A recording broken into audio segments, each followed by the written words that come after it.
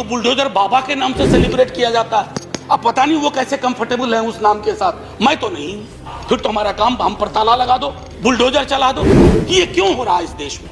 ये हालत है सर मुसलमान की। बात बात पे वो मंत्री महोदय कहते हैं कि पाकिस्तान चले जाओ, पाकिस्तान चले जाओ। वो मंत्री महोदय डेली कागज लेके बैठते हैं, इसको पाकिस्तान भेजो, उसको पाकिस्तान भेजो। अरे हम सबको भेज दोगे पाकिस्तान तो मंत्री जी आप किसके मंत्री रहोगे? आपका इलाका खाली हो जाएगा। मेरे स्टूडेंट्स हैं, एक 4 बरस जेल में काट करके आया, कोई आरोप नहीं था, लेकिन उसका 4 बरस वापस कर सकेंगे हम। तेरा नाम क्या है? मोहम्मद नाम है तेरा, आधार कार्ड दिखा। जो लोग सूर्य नमस्कार को नहीं मानते उन्हें समुद्र में डूब जाने चाहिए। एक मोहतरमा है, वो कहती है चाकू तेज रखना, पता नहीं कब जरूरत हो जाए। ये हालत है सर एक एवरेज मुसलमान की। तो जाहिद तंग नजर ने मुझे काफिर जाना और काफिर ये समझता है मुसलमान हूं मैं। हमने पूरे के पूरे इकोसिस्टम में इतना जहर भर दिया है। जहरीली हवा पहले तो उनको नुकसान करती है जिसके लिए आपने हवा छोड़ी है, लेकिन सर हवा वतन की सरहद को नहीं देखती है, धर्मों की सरहद को नहीं देखती है। वो जहर इधर भी लौट के आ रहा है। शाम से नुमाइश चलती है टेलीविजन चैनल्स पे, हिंदू मुसलमान, इंडिया पाकिस्तान। यहाँ हमारा सवाल रोटी का है, रोजगार का है, लेकिन कहां से ये सह मिल रही है इन टेलीविजन चैनल्स को कि शाम से लेकर के देर रात तक नुमाइश, घृणा की, नफरत की, मॉब लिंचिंग, हेट क्राइम्स ये क्यों बढ़े हैं 8 वर्ष में, 9 वर्ष में अचानक मेरे देश में? ये गांधी, नेहरू, आजाद, अंबेडकर का देश है। Every political power has an expiry date. व्यक्तियों का, विचारधारा का एक एक्सपायरी डेट होता है। अरे हमने तो वो दौर देखा था, सोवियत रूस कभी खत्म ही नहीं होगा, खंड खंड हो गया। झिझक मैंने देखी, एक संकोच सा देखा, मैं डर नहीं कहूंगा, एक झिझक, एक संकोच, एक रिलक्टेंस जिसको अंग्रेजी में कहते हैं। सर ये आज है देश के मुसलमानों में अधिकांश की यही हालत। एक झिझक, एक संकोच, एक रिलक्टेंस। अड़ोस पड़ोस देख लीजिए, जो मजहब के नाम पर मुल्क बने, आज उनकी क्या हालत है। अरे वो तो एक भी नहीं रह पाए, भाषा मजहब पर भारी पड़ गई। बांग्लादेश का जन्म हुआ क्योंकि हालात आज ये हो गए कि हम कपड़ों से पहचानते हैं। तो जाहिद तंग नजर ने मुझे काफिर जाना और काफिर ये समझता है मुसलमान हूं मैं, क्योंकि political power is never permanent. So no every political power, I have said this in this house, has an expiry date. व्यक्तियों का, विचारधारा का एक एक्सपायरी डेट होता है। अरे हमने तो वो दौर देखा था, सोवियत रूस कभी खत्म ही नहीं होगा, खंड खंड हो गया। कि डर और खौफ के इस माहौल ने इस देश में, जो मैंने झिझक की बात की अब्दुल वहाब साहब की, वो झिझक जो मैंने कहा कि वो मैं अपने स्टूडेंट्स में देखता हूं सर। और मैं देखता हूं कि वो सब्जेक्ट कुछ और देना चाहते हैं, लेकिन चुनते हैं ऐसा विषय जो उनके हिसाब से उनके मुस्लिमनेस को बचा ले। ये क्यों हो रहा है सर? ये नहीं होना चाहिए ना सर। ये क्यों हुआ है? हमने पूरे के पूरे इकोसिस्टम में इतना जहर भर दिया है। जहरीली हवा पहले तो उनको नुकसान करती है जिसके लिए आपने हवा छोड़ी है, लेकिन सर हवा वतन की सरहद को नहीं देखती है, धर्मों की सरहद को नहीं देखती है। वो जहर इधर भी लौट के आ रहा है। और वो जहर जब आता है ना सर, सब कुछ छत विच्छत करके कि ये क्यों हो रहा है इस देश में। शाम से नुमाइश चलती है टेलीविजन चैनल्स पे, हिंदू मुसलमान, इंडिया पाकिस्तान। यहां हमारा सवाल रोटी का है, रोजगार का है। क्यों प्रधानमंत्री जी जब स्लोगन देते हैं, वो स्लोगन क्या इसके साथ मेल खाते हैं?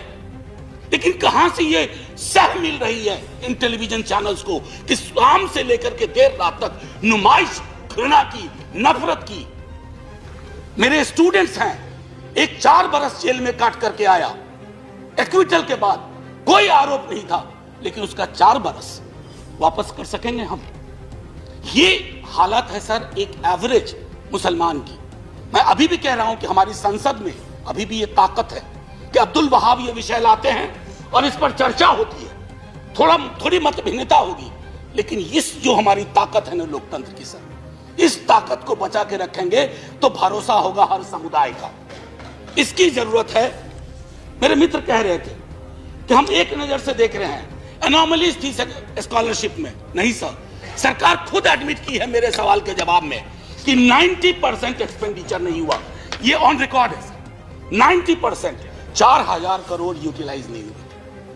ये क्या दिखाता है सर कि पूरा का पूरा नजरिया हमारा इस समुदाय को लेकर के बहुत स्क्यूड है। बहुत तारीफ होती है, बुलडोजर बुलडोजर बुलडोजर। हमने तो यूके के पीएम को भी बिठा दिया बुलडोजर पे। सर बुलडोजर चला दो, हम पर भी चलवा दो प्लीज।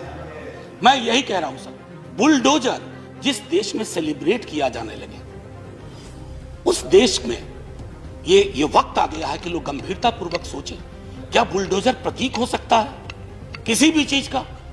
अगर है तो कोर्ट को क्यों कहना पड़ता है? माननीय न्यायालय ने कहा फिर तो हमारा काम हम पर ताला लगा दो, बुलडोजर चला दो।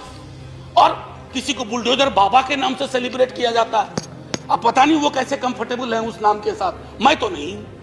सर मेरा ये कहना है कि जितने भी ह्यूमन राइट वॉच की रिपोर्ट देखें आपको स्पष्ट तौर पे मिलेगा देश की और बाहर की मॉब लिंचिंग, हेट क्राइम्स, ये क्यों बढ़ रहे हैं 8 वर्ष में 9 वर्ष में अचानक मेरे देश में? ये गांधी, नेहरू, आजाद, अंबेडकर का देश है। मैं जानता हूं नेहरू को लेकर के आपके अंदर बड़ी दुविधा रहती है। एक डिमोलिशन स्क्वाड है नेहरू को खत्म करने का, और मैंने इसी सदन में कहा है नेहरू कांग्रेस की प्रॉपर्टी और कॉपीराइट नहीं है, नेहरू इस देश की विरासत है। जितना हक नेहरू पे कांग्रेस का है, एक एक हिंदुस्तानी का है। मैं जानता हूं कि कांग्रेस के दूसरे प्रधानमंत्रियों के लिए आपको उतना नहीं करना पड़ेगा, नहीं मेहनत करते हैं अटैक करने में, नेहरू पे करते हैं, क्योंकि नेहरू अभी भी दीवार बन के खड़े हैं पार्लियामेंट्री डेमोक्रेसी को प्रोटेक्ट करने के लिए। उस दीवार को जब तक आप नहीं गिराएंगे तब तक आप अपना रियलाइज नहीं कर पाएंगे goal, whatever ulterior motives you have. हमारे बिहार के एक मंत्री हैं, सब लोग, मैं नाम नहीं लूंगा, बात बात पे वो मंत्री महोदय कहते हैं कि पाकिस्तान चले जाओ, पाकिस्तान चले जाओ। ना उनको क्षेत्रफल का अंदाजा है पाकिस्तान का, ना उनको कॉम्प्लिकेशन पता है कि पाकिस्तान कैसे भेजोगे। और वो लोगों को, मुझे तो एक ह्यूमन राइट एक्टिविस्ट अस्मा जहांगीर जी को आप जानते होंगे, मैं उनके स्मृति में एक भाषण के लिए मुझे बुलाया गया, मुझे मना कर दिया गया। तो पता नहीं वो मंत्री महोदय डेली कागज लेके बैठते हैं, इसको पाकिस्तान भेजो, उसको पाकिस्तान भेजो। अरे हम सबको भेज दोगे पाकिस्तान तो मंत्री जी आप किसके मंत्री रहोगे? आपका इलाका खाली हो जाएगा। अब वो सीमांचल गए, सीमांचल में पलायन हो रहा है। उन्हीं की पार्टी के लोगों ने कहा कि ये गलत बात है, कोई पलायन नहीं हो रहा। लेकिन आपको वो कैराना मॉडल ढूंढना था सीमांचल में। एक मोहतरमा है, वो कहती है चाकू तेज रखना, पता नहीं कब जरूरत हो जाए। ये है सर, और इनको मन से माफी नहीं मिली थी एक बार। दूसरे हैं, if you want remain silent if somebody tries to kill our mother. ये गाय के बारे में है, सुना 14 तारीख को कौ हक डे है। मैं भी कोशिश करूंगा सर, हालांकि हमको मरखानी गाय मिल जाती है अक्सर जिंदगी में। भाग्य की बात है। तेरा नाम क्या है? मैं कुछ चुनिंदा उदाहरण दे रहा हूं, ये महत्वपूर्ण लोग हैं। तेरा नाम क्या है? मोहम्मद नाम है तेरा, आधार कार्ड दिखा। Hindus who don't vote for me have Miya blood in their veins. महत्वपूर्ण व्यक्ति हैं, मंत्री के पद के अल्लाह बाग। ना अली ना बाहुबली, केवल बजरंग बली, ये भी महत्वपूर्ण व्यक्ति हैं। जो लोग सूर्य नमस्कार को नहीं मानते उन्हें समुद्र में डूब जाने चाहिए। ये तो बहुत बड़े व्यक्ति हैं और अपने आप को नया ऑपरेटिंग सिस्टम बनाना चाहते हैं। हमारे प्रधानमंत्री जी के बरक्स। और इकोनॉमिक बाइकॉट की अक्सर बात होती है, जालीदार टोपी की बात होती है। दिक्कत ये हो गई है सर कि कश्मीर, रोहिंग्या और फलस्तीन जैसे भी मुद्दे को आप मुस्लिम एंगल से देखते हैं। नहीं सर, ह्यूमन राइट एंगल से देखिए, उसमें भी समाधान के लक्षण है। यहां तो घर तक लोगों को नहीं मिलते। मैं तो इसी चीज की पैरवी हमेशा करता हूं, you listen to us, I listen to you. Democracy is all about speaking and listening, more of listening than speaking. मेरा नाम मुसलमानों जैसा है, मुझको कत्ल करो और मेरे घर में आग लगा दो, मेरे उस कमरे को लूटो जिसमें मेरी बयानें जाग रही हैं, और मैं जिसमें तुलसी की रामायण से सरगोशी करके कालिदास के मेघदूत से कहता हूं मेरा भी एक संदेश है। मेरा नाम मुसलमानों जैसा है, मुझको कत्ल करो और मेरे घर में आग लगा दो, लेकिन मेरे रग रग में मां गंगा का पानी दौड़ रहा है।